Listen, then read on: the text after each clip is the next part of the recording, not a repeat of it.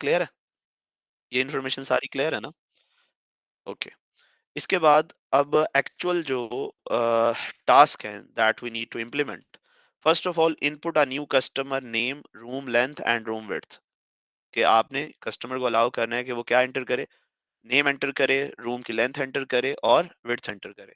Check that each measurement is valid. अब measurement is valid का क्या मतलब है कि it means we should have a range, और वो रेंज आपको ऑलरेडी गिवन है, that is basically 1.5 to 10.0 inclusive, मतलब कि 1.5 और 10.0 भी एक्सेप्टेबल है। Clear? after it output an error message and output an error message and require the measurement to be re-entered until it's valid। मतलब हमने range check implement करना है और वो रेंज चेक की कंडीशन क्या होगी, from 1.5 to 10.0। Is it clear? उसके बाद फिर नेक्स्ट टाइम आपने क्या करना है कि choice of wood and find the price per square metre. ये एरे के जरिए हो जाएगा, ये वाली जो एरे है, ये लैमिनेट पाइन और ये सारा। After it calculate the area of the room by multiplying together length and width, जो आप ऑलरेडी एंटर करवा के वैलिडेट करा चुके हैं। Then calculate the price and wood needed to store all the data in the relevant array. Output the customer quotation, include name of the customer, choice of the wood, and calculated price of the wood required। ये screen पे हमने print करवाना है। Continue to accept the next customer. Now सबसे पहली चीज that I think we need to discuss, ये देखें। अब वो आपको कहता है कि you need to initialize wood type and wood price। इसका क्या मतलब है कि नॉर्मली हम हमेशा क्या कहते हैं कि डिक्लेरेशन तो नहीं रिक्वायर्ड, क्योंकि वो अक्सर हमें कह देता है। उसके बाद comments you all know very well के लिखने होते हैं। लेकिन यहाँ पर ये जो दो एरेज हैं वो कह रहे हैं कि इसको आप खुद इनिशियलाइज करें। इनिशियलाइज का क्या मतलब होता है कि जो इनिशियल वैल्यूज हैं वो हमने खुद से देनी है। तो अब अगर आप यहाँ पर देखें कि वुड टाइप नाम की जो एरे है उसकी 3 वैल्यूज होंगी, और जो प्राइस पर स्क्वायर मीटर है उसकी भी ये 3 वैल्यूज होंगी। तो फर्स्ट ऑफ ऑल तो आप इनको इनिशियलाइज कर दें, लेकिन इनिशियलाइज करते वक्त बी केयरफुल अबाउट इंडेक्सेस के। इंडेक्स नंबर 1 पे लैमिनेट एंड 29.99 होना चाहिए। जैसे जैसे उसने टेबल में इंफॉर्मेशन दी है एज इट इज वैसे ही होना चाहिए। क्लियर है बात? अच्छा, अब अगर क्लियर है तो सबसे पहले हम क्या करते हैं, हम सबसे पहले इनिशियलाइज कर लेते हैं। और अगर आप इस एरे को देखें तो सबसे पहले यहाँ क्या लिखा हुआ है, वुड टाइप। यहाँ पर आप 1 लिखेंगे, और 1 में ऊपर क्या वैल्यू थी, लेमिनेट पाइन एंड देन ऑक। तो आप यहाँ पर लिखेंगे लेमिनेट, जी स्ट्रिंग है तो इन्वर्टेड कॉमास लगाएंगे। देन यहाँ पर आप क्या लिखेंगे,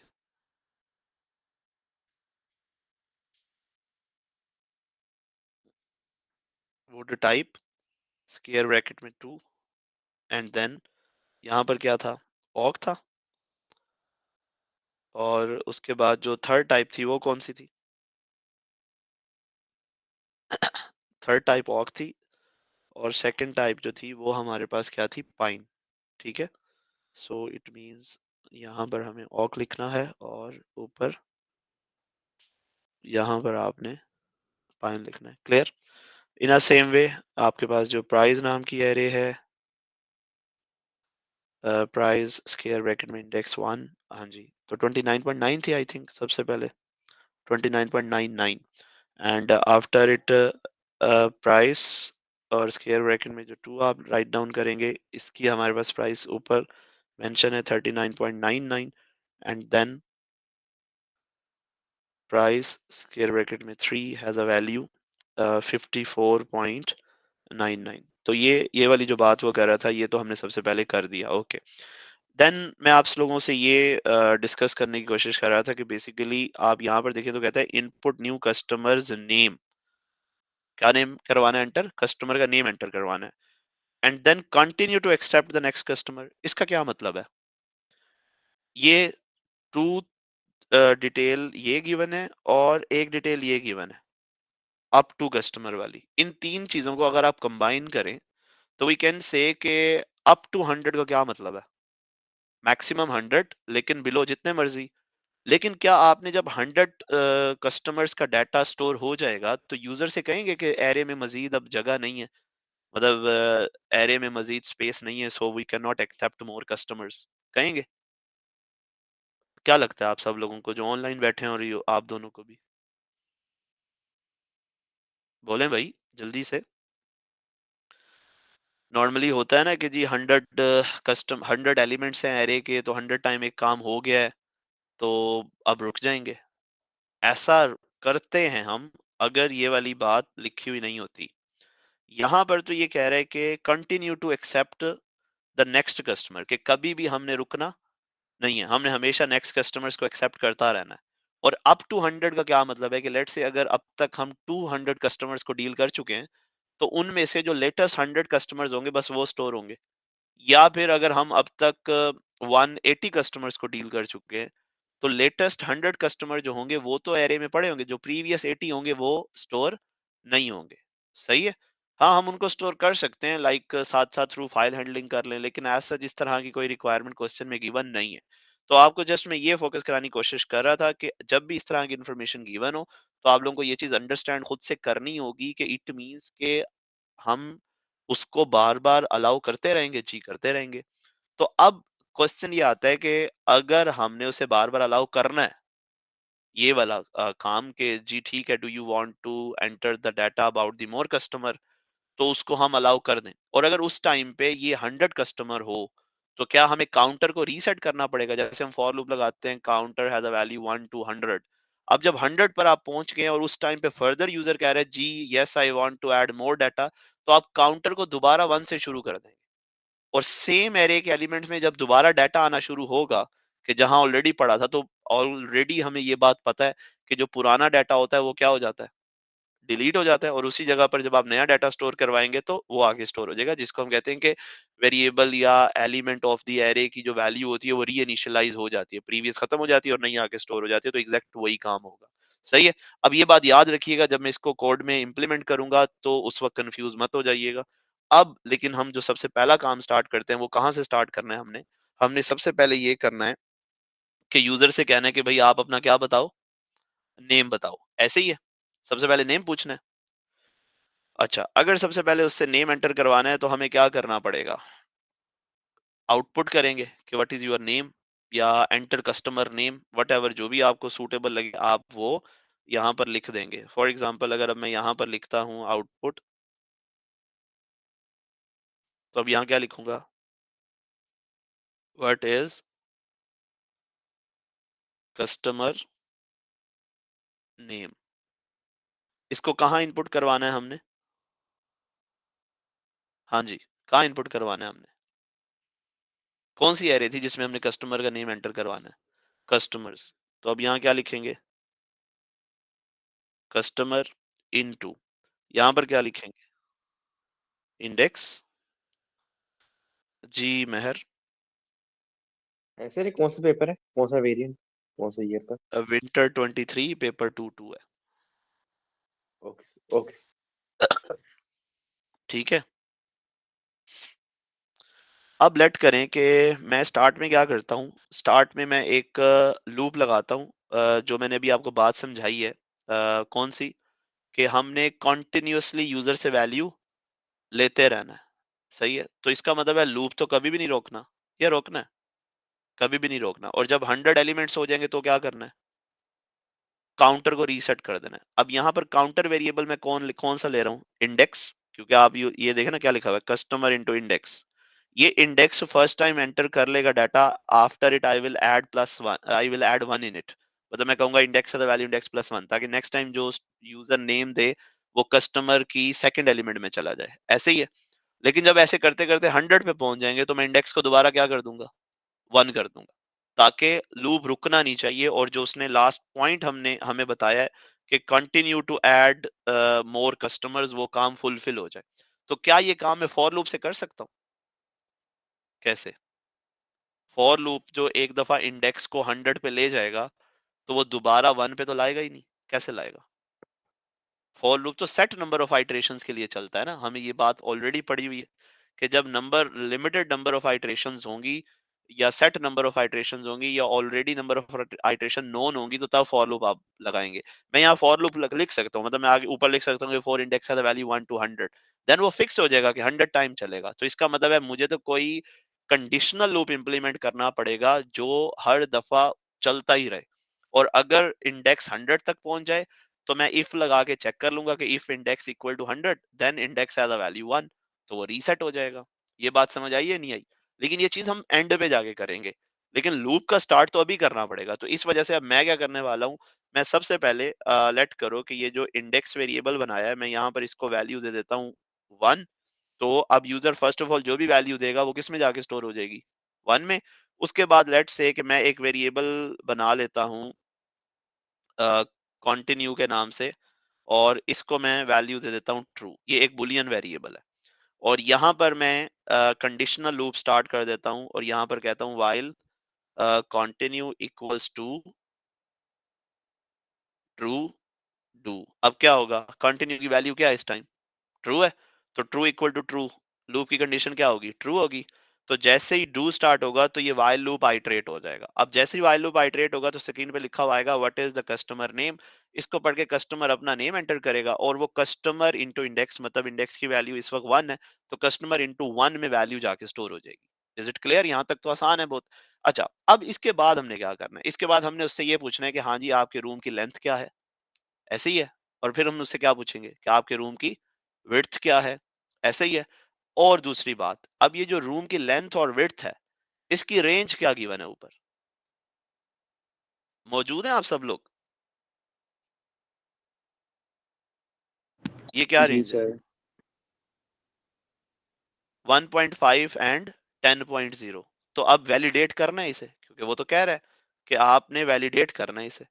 तो वैलिडेट करना है तो 1.5 टू 10.0, ये कौन सी वैलिडेशन है, which type of validation we need to implement now, range range. Check. तो रेंज चेक नॉर्मली किस तरह इंप्लीमेंट करते हैं, इफ लगाते हैं, व्हाइल लगाते हैं, रिपीट अंटिल लगाते हैं, फॉर लूप लगाते हैं, इफ लगाते हैं ना। बहुत इफ। अच्छे। तो इफ जो है वो तो एरर मैसेज शो करेगा, सेकंड चांस देगा वैलिडेशन में। तो वैलिडेशन का मतलब तो ये होता है कि अगर यूजर गलत वैल्यू दे रहा है तो we need to allow the user to re enter the value again. तो री एंटर वैल्यू अगेन कैसे करवाएंगे आप इफ के जरिए, वो तो एग्जीक्यूट होगा जस्ट वन टाइम, बता देगा कि वैल्यू वैलिड है या इनवैलिड है, लेकिन नेक्स्ट टाइम नेक्स्ट चांस तो नहीं देगा। तो आपको या तो वाइल इंप्लीमेंट करना पड़ेगा या फिर रिपीट अंटिल। और मोस्ट ऑफ द टाइम मैंने आपको क्या कहा हुआ है कि हम क्या इजीली इंप्लीमेंट कर सकते हैं, ज्यादातर प्रैक्टिस हमारी किस पे है, रिपीट अंटिल। तो अब रिपीट अंटिल लगाएंगे, लेकिन एक चीज का ख्याल करना है। नॉर्मली मैं आपको रिपीट अंटिल इंप्लीमेंट करवाता हूँ विदाउट इफ। मैं कहता हूँ कि एक ही आउटपुट के अंदर लिख दिया करें कि value must be between 1.5 and 10.0। लेकिन यहाँ पर वो कहता है कि प्रॉपर एरर मैसेज भी हो, ये थर्ड पॉइंट, सेकंड पॉइंट है ये वाला, कि आउटपुट एंड एरर मैसेज। लेकिन एरर मैसेज तो तब आएगा ना जब यूजर गलत वैल्यू दे। अगर गलत वैल्यू दे ही ना वो, तो एरर मैसेज देना है नहीं। और अब इसका मतलब है कि हमें रिपीट अंटिल लगाना है और उसके अंदर इफ भी लगाना है। एंड वन थिंग मोर, ये जो 2D एरे कोटेशन है, इसके अंदर मैक्सिमम या अप टू कितनी रोज होंगी, 100 रोज होंगी, ऐसे ही है। उसके बाद कॉलम कितने होंगे, 5। क्यों? क्योंकि each column is use to store one information, length, width, area, choice और प्राइस रिस्पेक्टिवली। सही है। अब सबसे पहले हम क्या करने वाले हैं, हम उससे कहने वाले हैं कि लेंथ एंटर करो। तो अगर लेंथ वो एंटर करवाएंगे तो उसको कॉलम नंबर 1 में स्टोर करवाएंगे, और इसी तरह से विड्थ कॉलम नंबर 2 में, and area then column number 3 में। और ये जो बुलेट लिस्ट उसने ऊपर बनाई हुई है, इसी सीक्वेंस के अकॉर्डिंग हम कॉलम्स को यूज करते जाएंगे। सही है। तो अब सबसे पहले क्या करते हैं, सबसे पहले अब हम उसको कहने वाले हैं आउटपुट, नहीं बल्कि अब सबसे पहले हमें रिपीट लगाना चाहिए। ठीक है। तो यहाँ पर अब मैं लिखता हूँ रिपीट, यहाँ पर क्या लिखूंगा, output enter length of the room between 1.5 to 10.0। जी, एरे का नाम क्या है जी, यही नाम है। और काउंटर वेरिएबल कौन सा है, इंडेक्स है, कॉलम नंबर 1 है, ऐसे ही यही इंफॉर्मेशन ऊपर पढ़ के आया ना। लेकिन एरर मैसेज भी शो करवाना है। तो अगर मैं कहूं if quotations into index comma 1, हाँ जी, लेस देन 1.5, तो रॉन्ग है वैल्यू। और quotations into index comma 1 greater than 10.0 then wrong है। तो इस केस में हम क्या करने वाले हैं? एरर मैसेज शो करवाएंगे। क्या एरर मैसेज शो करवाएंगे?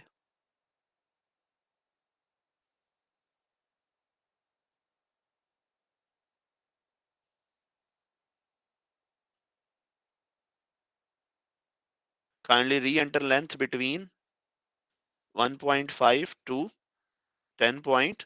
10.0। सही है। उसके बाद यहाँ पर क्या कर देंगे? एंड इफ कर देंगे and then we will write until। और until में क्या कहेंगे अब? quotations into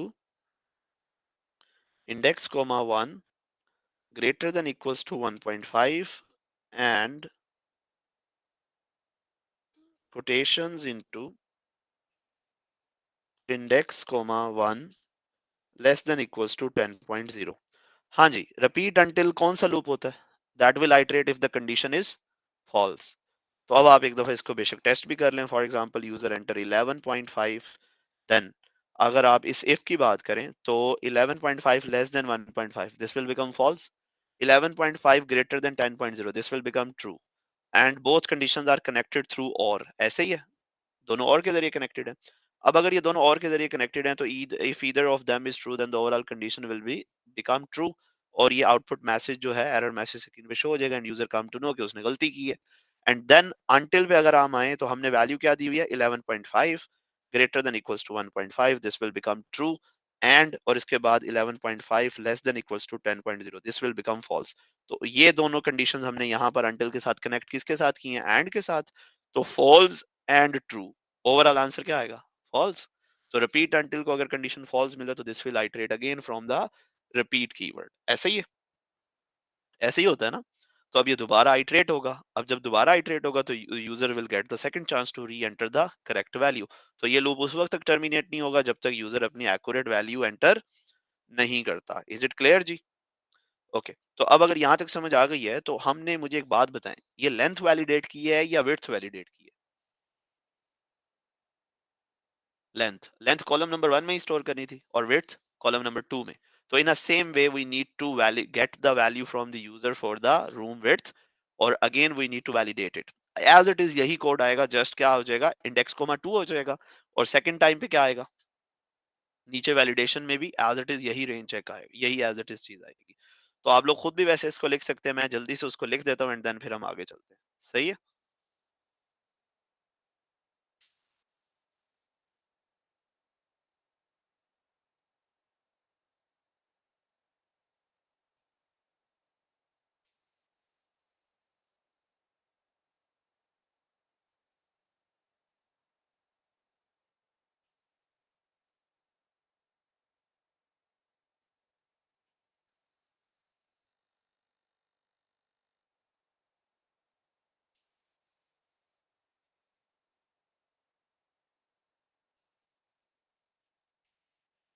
सर आवाज नहीं आ रही आपकी। मैं बोल भी नहीं रहा, बोलूंगा तो आवाज आएगी। मैंने कहा कि एज इट इज वैसा ही है तो मैं जल्दी से लिख देता हूँ बस। Yes. मैं वन नोट में नहीं हूँ, अदरवाइज मैं उसको कॉपी पेस्ट ही कर देता तो हमारा टाइम मजीद बच जाता और हम आगे चले जाते। बहरहाल जल्दी जल्दी बस लिख रहा हूँ।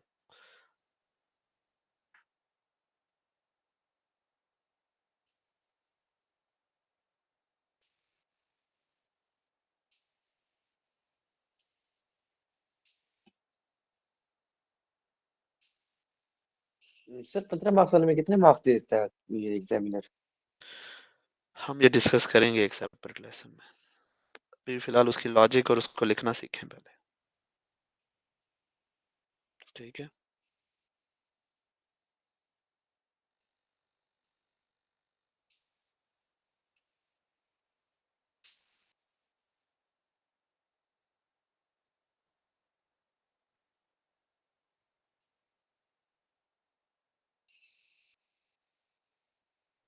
ओके तो अब लेंथ भी वैलिडेट हो गई और विड्थ भी वैलिडेट हो गई है। अगर लेंथ भी वैलिडेट हो गई है, विड्थ भी वैलिडेट हो गई है तो नेक्स्ट काम क्या करना है हमने? नहीं पता?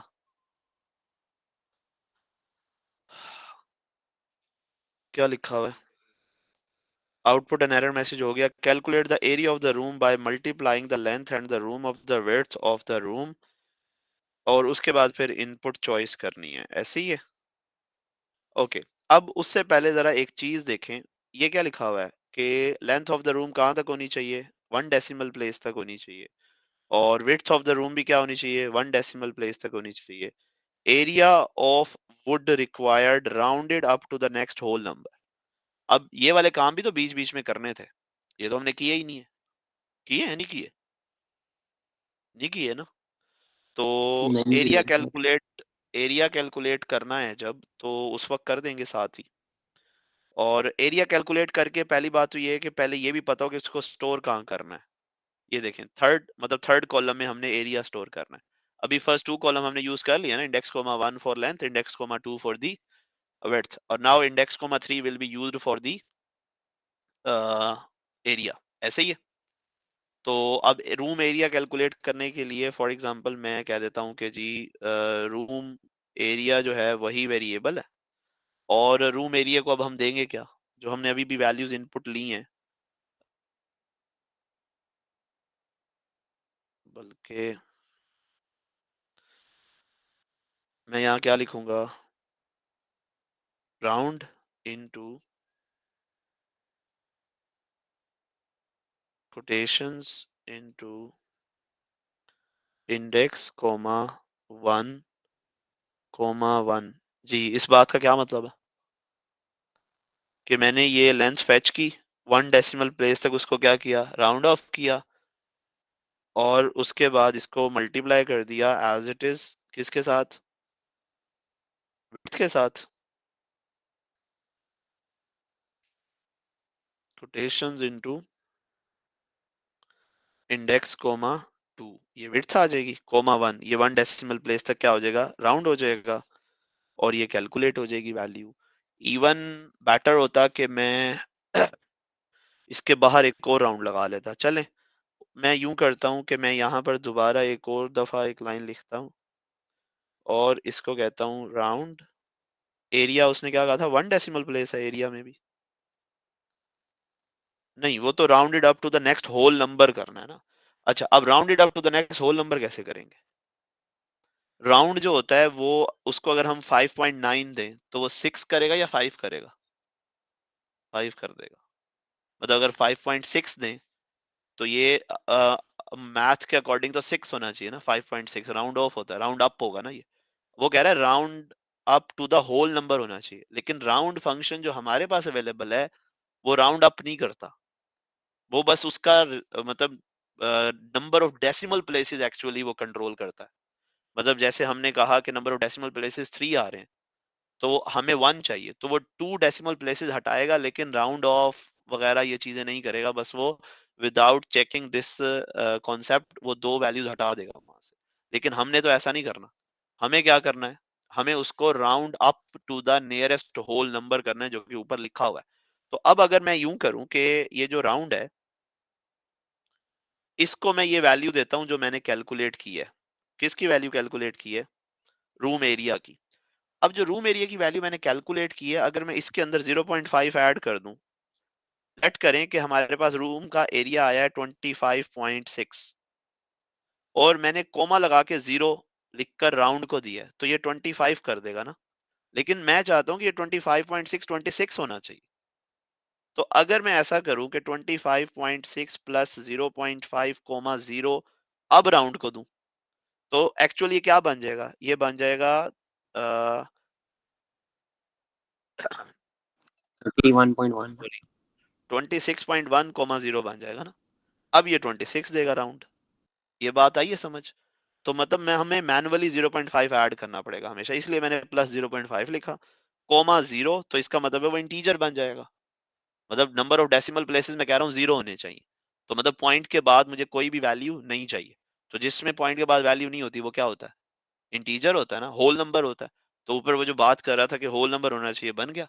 तो अब रूम एरिया जब मैं ऊपर डिक्लेयर करूंगा तो इसकी डाटा टाइप रियल लिखूंगा या इंटीजर लिखूंगा? इंटीजर लिखूंगा। क्यों? क्योंकि हमने इंटीजर बना दिया। समझ आ गई ये बात? ये नहीं आई?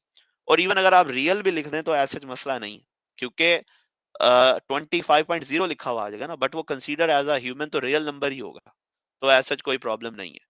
और यही काम आप ऊपर वाली लाइन में भी कर सकते हैं, मतलब जब आप मल्टीप्लाई कर रहे हैं ना, तो उसी वक्त एक और ब्रैकेट लाइन प्लस 0.5 लिखें, कोमा 0 लिखें और बाहर एक और राउंड लगा दें। जगह नहीं थी तो मैंने नहीं किया, मतलब ये दोनों काम एक लाइन में भी हो सकते हैं, एक लाइन मजीद कम हो सकती है। Got it? आ गई ये बात समझ या नहीं आई? तो हमने रूम का एरिया जो है वो कैलकुलेट कर लिया। अच्छा, अब जब रूम एरिया हमने बना लिया है तो एरिया रखना कहाँ था हमने? 2D एरे में नहीं रखना था, मैंने तो वेरिएबल में रखा है। तो अब इसको क्या करूंगा, ऊपर जो कोटेशन नाम का मैंने वो लिखा हुआ है, अ, ये थर्ड कॉलम में जाके हम इसको पुट कर देंगे। और अगर आप चाहें तो आप डायरेक्ट वो भी यूज कर सकते हैं, एरे भी, मतलब बेशक ना बनाएं अलहदा से वेरिएबल। अब यहाँ पर क्या लिखने वाले हैं हम, कोटेशंस। अब आगे क्या लिखूं, into index comma 3 has a value. अब किस में जाएगी ये वैल्यू, कौन सी वैल्यू जाएगी इसमें, रूम एरिया। आ गई ये बात समझ या नहीं आई? जी बॉयज, आइए समझ। जी सर। तो रूम एरिया भी कैलकुलेट हो गया और हमने वहां पर जाके स्टोर कर दिया। अब नेक्स्ट काम क्या करना है? सर जरा फिर से समझाओ। हाँ देखें, जस्ट मैंने क्या किया, फर्स्ट ऑफ ऑल मैंने एक कहाँ से शुरू करना था, यहाँ से। फर्स्ट ऑफ ऑल मैंने जो हमने ऑलरेडी इनपुट ली थी ना, यहाँ पर कोटेशन इनटू इंडेक्स कोमा 1 में, उसको कोमा 1 करके राउंड सब रूटीन जो लाइब्रेरी रूटीन है उसको दिया, ताकि नंबर ऑफ डेसिमल प्लेसेस कितने हो जाएं, 1 हो जाएं। इसी तरह से यहाँ पर विड्थ को भी हमने नंबर ऑफ डेसिमल प्लेसेस 1 किया, दोनों का प्रोडक्ट कैलकुलेट किया। दोनों का प्रोडक्ट क्या होता है, एरिया ही होता है। ये एरिया आ गया, रूम एरिया वेरिएबल बनाया और उसमें जाके स्टोर कर दिया। एंड देन हमने उसको क्या करना था, round up to the nearest whole number करना था। तो मैंने, क्योंकि राउंड फंक्शन राउंड अप नहीं करता, तो मैनुअली 0.5 ऐड कर दिया, ताकि ये फॉर्मूला जो है वो हमारा एक्यूरेट हो जाए। मतलब 0 पॉइंट, लेट से एरिया आ रहा है 25.6, तो प्लस 5 करेंगे तो 26.1 हो जाएगा। और राउंड उसका 0.1 हटा देगा, वाई, बिकॉज मैंने नंबर ऑफ डेसिमल प्लेसेस यहाँ 0 लिखे हैं, तो वो होल नंबर बन जाएगा और रूम एरिया में जाके स्टोर हो जाएगा। अब रूम एरिया जो है वो तो मैंने कोटेशन में रो नंबर कॉलम नंबर 3 में पुट करना था, तो मैंने उसमें जाके पुट कर दिया। क्लियर? ये काम हमने किया अब तक। अच्छा जी, अब इसके बाद अब नेक्स्ट जो हमारा काम है वो ये है कि चॉइस जो है वो हमने यूजर से पूछनी है। मतलब अगर आप यहाँ पर देखें, यहाँ तक हम कर चुके हैं, ये 3 बुलेट पॉइंट्स हो गए। अब वो कहता है कि input the choice of wood and find its price per square metre, calculate the price of the wood needed. अब ये कैसे करेंगे, मतलब सबसे पहले क्या कहना है, input the choice of the would. अब यूजर से पूछेंगे कि भाई आप अपनी वुड चॉइस बताओ। अब वो जो वुड चॉइस बताएगा वो कौन कौन सी हो सकती है? सर जो 3 टेबल में दी हुई। यार ये जो ऊपर 3 टेबल में दी हुई हैं, ये होंगी ना, ये वाली। और इनको हमने किस एरे में रखा है, ऑलरेडी हमने यहाँ पर would type would type would type price, ये इसलिए ऑलरेडी स्टोर कर लिए थे। सही है। अब करना ये है कि अब यूजर से पूछना है कि हाँ जी आपकी चॉइस है क्या। अब मुझे बताएं उसकी जो चॉइस होगी वो कहाँ से कहाँ तक हो सकती है। पहले उसे बताएंगे कि हमारे पास वुड चॉइस कौन कौन से अवेलेबल है, या उसको कहेंगे बस बता दो आप कौन सी चॉइस है, उसे क्या पता अवेलेबल क्या है। पहले उसको चेकलिस्ट दिखाएंगे ना कि हमारे पास लाइक लैमिनेट है, ऑक है और पाइन है, और फिर वो उसमें से एक चूज करेगा। या फिर हम उसको कहेंगे press 1 for let's say laminate, press 2 for pine, press 3 for ऑक। अब ये जो ऑर्डर मैंने बोला है ये एग्जैक्टली वही ऑर्डर है जो हमने ऊपर स्टोर किया है। मतलब 1 पे लैमिनेट है, 2 पे पाइन है, 3 पे ऑक है, ऐसे ही है ना। तो इस वजह से अब हम क्या करने वाले हैं, सबसे पहले तो उसको लिस्ट शो करने वाले हैं। अब लिस्ट जो शो करनी है उसमें कितने एलिमेंट्स हैं, 3। तो नंबर ऑफ आइटरेशंस पता है हमें ऑलरेडी, तो फॉर लूप लगेगा या नहीं, या मैनुअली कर दूं? फॉर लूप लगाऊंगा, सही है। तो अब इसके अंदर मैं क्या करता हूँ, इसके अंदर मैं यहाँ पर लिख देता हूँ फॉर, यहाँ पर लिख देता हूँ let's say count has a value 1 2 3, 3 time ही चलना चाहिए ना लूप। और इसके बाद क्या कहना है, इसके बाद मैंने कहना है आउटपुट। अब आगे क्या कहूंगा, काउंट, और काउंट के बाद फिर क्या कहूंगा, काउंट की जब मैं लिखूंगा आउटपुट काउंट तो स्क्रीन पे अपेयर क्या होगा 1। काउंट की करंट वैल्यू 1 है तो आउटपुट काउंट तो 1 लिखा हुआ आ जाएगा। अब उसके बाद क्या लिखना है लेमिनेट, क्योंकि 1 पे क्या स्टोर है लेमिनेट स्टोर है। तो मैं क्या करता हूँ मैं यहाँ पर एक स्पेस देता हूँ, यहाँ पर कॉलन लगाता हूँ और फिर यहाँ इन्वर्टेड कॉमास बंद कर देता हूँ। सही है। उसके बाद फिर कॉमा लगाकर अब वो जो वुड के नेम है वो स्टोर है वुड टाइप नाम की एरे में और यहाँ पर लिख देता हूँ काउंट। अब क्या होगा, अब देखो एक प्रॉपर मैसेज बन जाएगा, काउंट में लिखा हुआ आएगा 1, फिर स्पेस के बाद यूं कॉलन होगा और यहाँ पर लेट से लिखा हुआ होगा लैमिनेट। तो यूजर समझ जाएगा कि अच्छा अगर मुझे लैमिनेट चाहिए तो मैंने 1 प्रेस करना है, या यूं कह लें चेकलिस्ट बनी हुई है कि 1 लैमिनेट 2 क्या था पाइन और 3 ऑक। सही है। तो ये वो वाली चीज बन जाएगी। समझ आ गई है ये वाली बात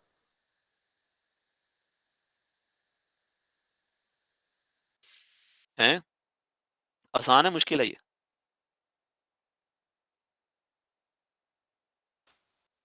है मीडियम है सर हल्का सा आसान मुश्किल है? है। अच्छा अब इसके बाद यहाँ कोमल।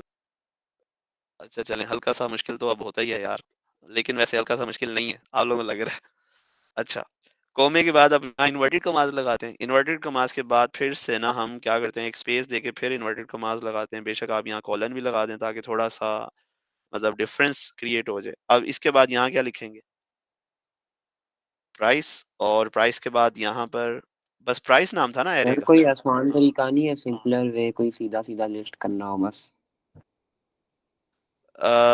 यही वाली चीज जी सीधा सीधा तरीका तो है, लेकिन क्योंकि ये वो है ना सिनेरियो बेस है, उसकी रिक्वायरमेंट होती है कि भाई प्रॉपरली आप हर चीज लिखें।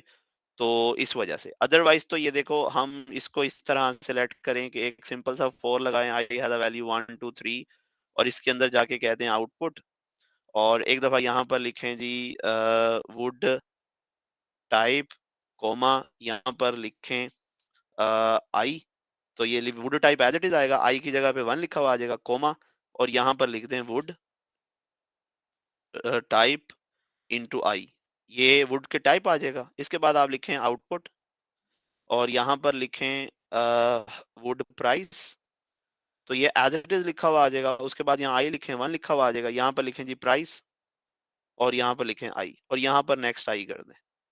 तो जो हम मिनिमम से मिनिमम कर सकते हैं ये कर सकते हैं, या इससे भी जो सिंपल कर सकते हैं आप ये वाली चीज भी हटा दें, ये वाली चीज भी हटा दें। बस लिखें output would type into I output price. तो वुड की टाइप और प्राइस टाइप और प्राइस टाइप और प्राइस अपेयर हो जाएगी। लेकिन वो ये कहेगा कि अब यूजर के लिए प्रॉपर एक प्रॉम्प्ट तो नहीं है, जो कि हमारा जो सिनेरियो बेस होता है उसकी क्या होती है रिक्वायरमेंट होती है।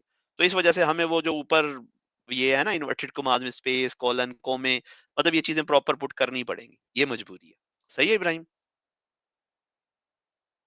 जी सर। ओके अच्छा जी। तो अब ये यहाँ से हटा देते हैं। इसके बाद अब आगे चलते हैं। तो अब आगे करना क्या है? आगे उसने कहा था कि अब जो उसने चॉइस यूज की है उसको वैलिडेट करो वुड चॉइस को। अब वो कैसे वैलिडेट करेंगे? अगर वो 1 और 3 के बिटवीन नहीं है तो गलत है। तो क्या फिर हम गलत करके आए हैं? हमें ऊपर अच्छा हमने तो इनपुट दी नहीं है अभी, इनपुट तो नहीं ली ना अभी, जस्ट उसको मैसेज शो कराया। अब वो एंटर करेगा वैल्यू। अब अगर मैं एंटर जब वो करेगा तो मैं यहाँ पर रिपीट लगा देता हूँ और फिर ही उससे एंटर करवाता हूँ। क्या ख्याल है? अगर मैं कहूँ रिपीट और यहाँ पर लिखूँ इनपुट, मैसेज तो उसने ऊपर पढ़ लिया होगा ना, वैल्यू तो दे देगा। अब अगर मैं यहाँ लिखूँ इनपुट वुड चॉइस तो इंस्टॉल नहीं करानी 2D एरे में, या करानी है? एरिया चॉइस करानी है, ये कॉलम नंबर 4 में करानी है। क्या कहता है? एक तो होल नंबर होना चाहिए और 1 to 3 के बिटवीन होना चाहिए। अब होल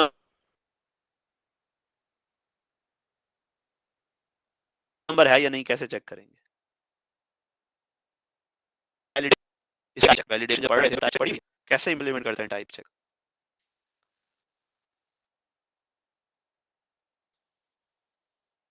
वैसे ही करते हैं जैसे वो करते हैं।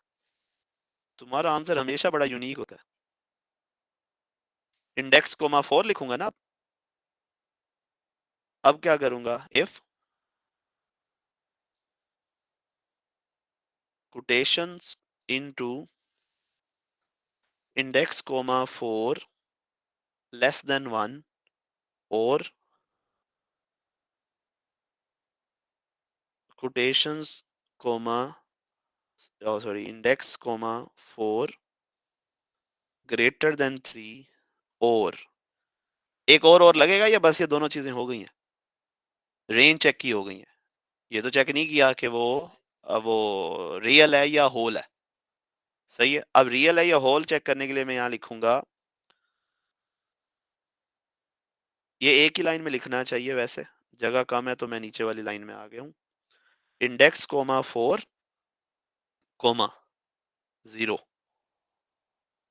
और ये सारी चीज किसको दे देंगे? राउंड को, इक्वल्स टू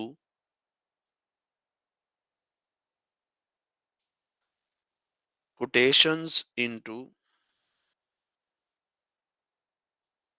क्या हुआ, इसका क्या मतलब है? लास्ट कंडीशन जो मैंने लिखी है इसका मतलब समझ नहीं आया ना। फॉर एग्जाम्पल यूजर कहे जी मेरी चॉइस जो है वो 3.2 है, 3.2 तो हो ही नहीं सकता, 3 हो सकता है। अब ये जो राउंड है ये इस 3.2 को हमें बना के देगा 3 और यहाँ पर क्या पड़ा हुआ है? 3.2 पड़ा हुआ होगा ना यहाँ पर तो अब 3 इक्वल टू 3.0 कंडीशन क्या है? फॉल्स है ना। अगर ये कंडीशन फॉल्स है तो इफ चलेगा नहीं, तो इसका मतलब है मुझे यहाँ इक्वल नहीं क्या लिखना है? Not equal. मतलब देखें अब ये फर्स्ट टाइम हम कर रहे हैं, किसी पहले वाले सिनेरियो बेस में हमने ये काम नहीं किया। यहाँ पर राउंड ने जब हमने उसको कहा कि नंबर ऑफ डेसिमल प्लेसेस 0 चाहिए तो उसने 3.2 को क्या बना दिया है? 3। लेकिन यहाँ पर तो मैंने कुछ नहीं किया ना, एज इट इज वैल्यू ली है। अब ये वैल्यू है 3.2। अब ये कह रहे हैं हम कि 3 is not equal to 3.2। Is it true और false? 3 is not equal to 3.2 true है ना। अगर ये ट्रू हो जाए और बाकी तमाम कंडीशंस फॉल्स भी हों तो और है, तो इफ चल जाएगा। और जैसे इफ चलेगा तो मैं उसको कहूंगा कि भाई आपने या तो वैल्यू 1 और 3 के बिटवीन नहीं दी या फिर आपने रियल वैल्यू दे दी है, kindly re enter the value. तो अब मैं यहाँ पर कहूंगा इफ, अब ये पूरा हो गया। अब हम यहाँ पर लिखने वाले हैं देन, और देन के बाद हम यहाँ पर कहने वाले हैं output you enter wrong range और type of choice, kindly re-enter the value। सही है। अब वो इसको पढ़ के जाहिर है री एंटर करेगा। यहाँ पर अब हम एंड इफ कर देते हैं और यहाँ पर हम until को इंप्लीमेंट करते हैं। अब until में आप सब लोगों को पता है कि जो if की कंडीशन होती है उसकी रिवर्स होती है। वाई? क्योंकि if कंडीशन के ट्रू होने पे एग्जीक्यूट होता है और रिपीट until कंडीशन के फॉल्स होने पर आइटरेट होता है। तो अब मैं उस सारी ऊपर वाली कंडीशन को रिवर्स कर दूंगा। तो देखें, quotations into index comma 4 greater than equals to 1 and quotations into index comma 4 less than equals to 3 and round into quotations into index comma 4 comma 0 equals to quotations into index comma 4। अब अगर ये condition false होगी तो loop iterate दोबारा होगा और user दोबारा value enter करेगा। तो अब हमने क्या वैलिडेट कर ली? यूजर की चॉइस। दो तरीकों से वैलिडेट की, टाइप चेक भी किया कि इज इट होल और नॉट, और साथ के साथ हमने दूसरी चीज क्या चेक कर ली कि 1 और 3 के बिटवीन है या नहीं, मतलब रेंज चेक भी इंप्लीमेंट कर दिया। अब इस क्वेश्चन में आप लोगों ने ये भी सीख लिया कि how can we implement a type check. समझ आ गई है? अब ये याद रखना, डिपेंडेंट ना रहना इस क्वेश्चन पे, हमेशा के लिए याद रखना कि how to implement type check. जैसे रेंज चेक का आपको ऑलरेडी आइडिया था, टाइप चेक का आज आइडिया हो गया होगा। अब देखें, अब हमने हर चीज साथ के साथ वैलिडेट भी कर दी और एंटर भी करा दी। अब अगर उसने चॉइस सही दी है तो अब नेक्स्ट काम क्या करना है? प्राइस कैलकुलेट करनी है, कॉस्ट, वुड की कॉस्ट कैलकुलेट करनी है। अब वुड की कॉस्ट को हमने column number definitely I think 5 में ही पुट करना था, ऐसे ही है। और ये कहां तक होनी चाहिए, 2 डेसिमल प्लेस तक। तो अब अगर मैं यहां पर नीचे जाके लिखूं, क्या लिखूं, कोटेशंस इनटू इंडेक्स कोमा 5, ऐसे ही है ना, fifth column has a value. अब मैं यहां यहीं पर ही कर रहा हूं सब कुछ इकट्ठा, राउंड इनटू। अब मुझे सबसे पहले एक बात बताएं, राउंड को देना क्या है, कॉस्ट देनी है ना। टोटल कॉस्ट निकालेंगे कैसे, चॉइस उसने क्या दी होगी, 1 2 या 3, ऐसे ही है। अगर वो 1 2 और 3 में प्राइस एरे को दे दूं, तो उसकी चॉइस के रेलेवेंट जो भी प्राइस होगी वो फैच हो जाएगी। और उसको मैं मल्टीप्लाई अगर कर दूं एरिया के साथ, तो उसके रूम की जो भी प्राइस होगी वो आ जाएगी। मतलब ऐसे ही होता है ना, आप कहीं कारपेट वगैरह या कुछ भी लेने जाएं, तो जो कारपेट का रेट होता है उसको आप अपने रूम के एरिया से मल्टीप्लाई करते हैं, तो आपको बता देते हैं, समझ आ जाती है कि हाँ जी इतने का कारपेट आएगा। तो यहाँ पर कारपेट नहीं है, वुड है। और इवन वुड फ्लोरिंग के लिए भी यही काम ही करते हैं हम रियल लाइफ में भी, और बड़ा एक सिंपल सा कॉन्सेप्ट है ये, सही है। तो अब मैं क्या करने वाला हूँ, अब मैं यहाँ पर यही लिखता हूँ, प्राइस इनटू, हाँ जी, अब यूजर से जो इनपुट हमने लिया है वो कहाँ स्टोर की है, वो तो हमने डायरेक्ट एरे एरे में स्टोर की है। तो अब मैं यहाँ अगर डायरेक्ट एरे लिखूं तो आप लोग कंफ्यूज तो नहीं हो जाएंगे, देख लें।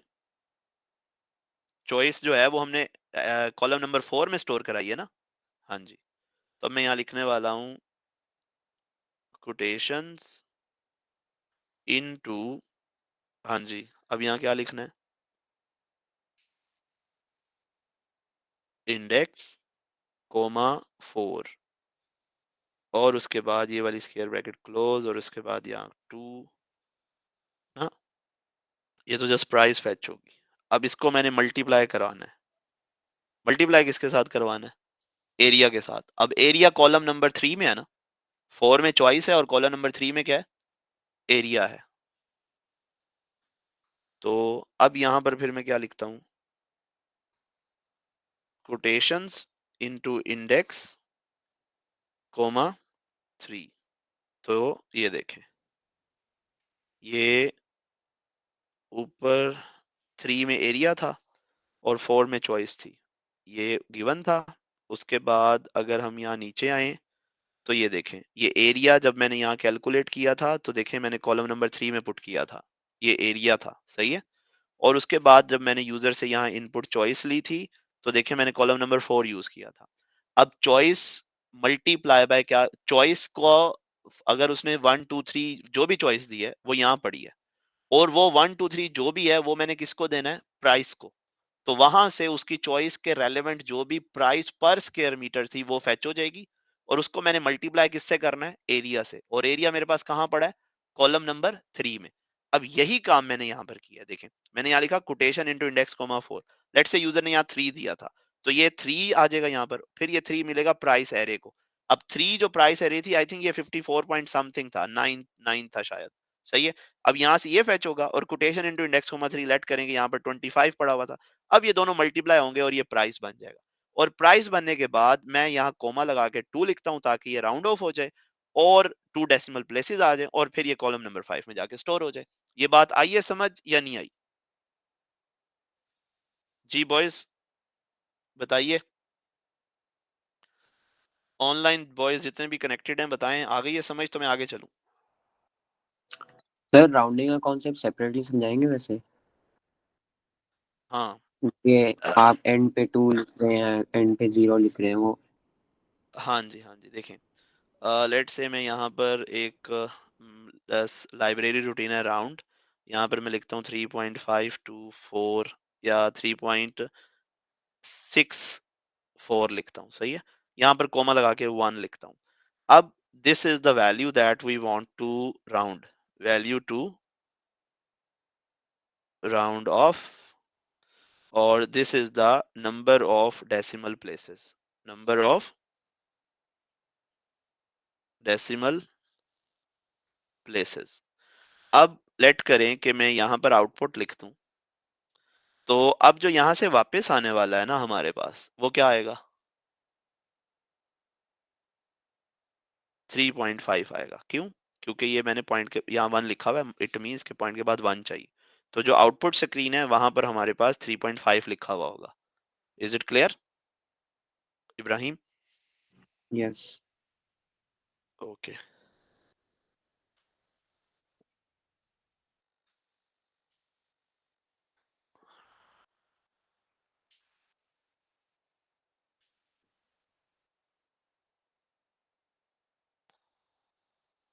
ओके, अब आगे चलते हैं। हम ये जो ऊपर वाला कोड है ना, इसको थोड़ा सिंपल कर सकते थे, और सिंपल कर सकते थे या यूं कह लें लेंथी हो जाता कोड।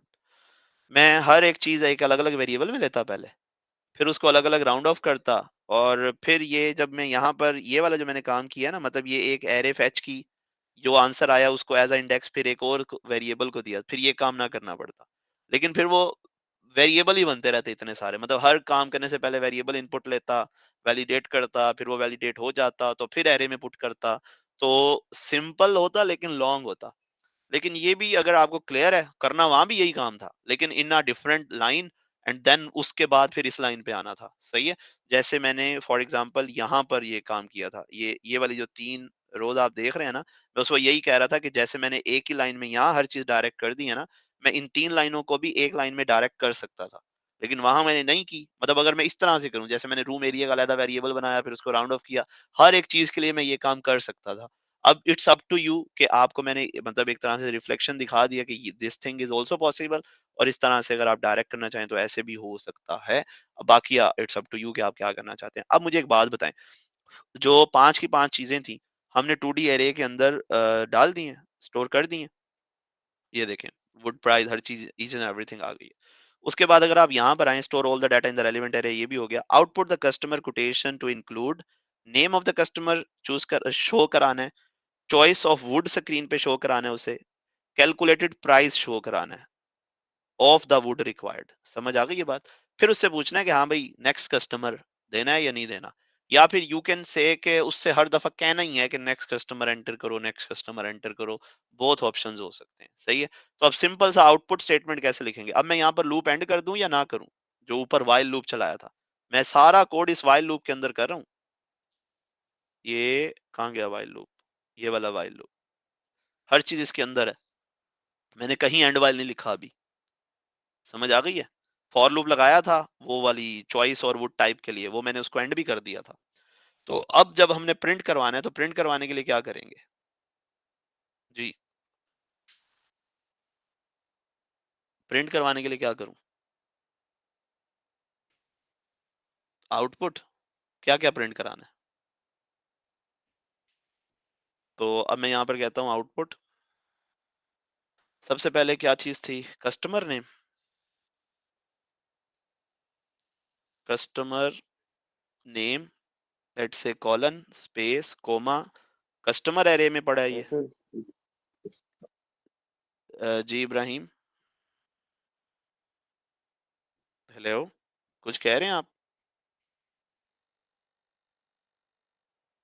इब्राहिम वकास, आपको कह रहा नो सर। हूँ। ओके। इसके बाद क्या करना है? The wood you have chosen, type of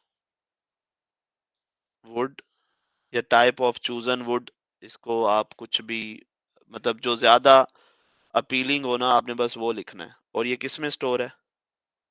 would type में स्टोर है। और इसको हमने स्टोर किस में किया था? Column number